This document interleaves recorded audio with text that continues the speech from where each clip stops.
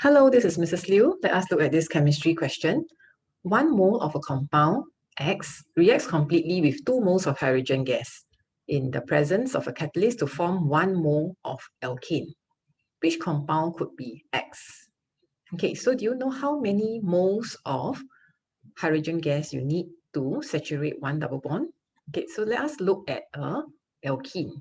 So alkene will be ethene C2H4 plus hydrogen, then you will saturate it and becomes C2H6. Okay, how do you know? You can actually draw it out. So you notice that alkene, this is ethene in this case, with hydrogen.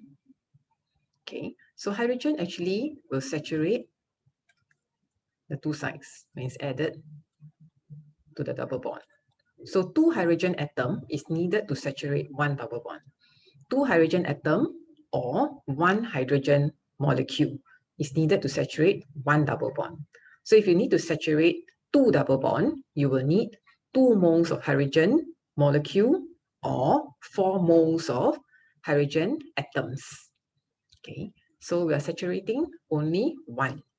So it actually opens up the double bond, it becomes a single bond, it becomes saturated, and you add the 2 hydrogen at the side. So you'll need 1 mole to saturate 1 double bond.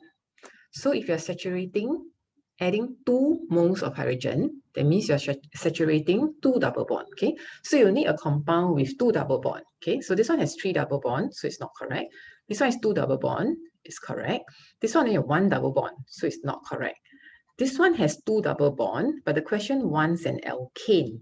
So it is also not correct because this is actually a OH functional group, which is not an alkane.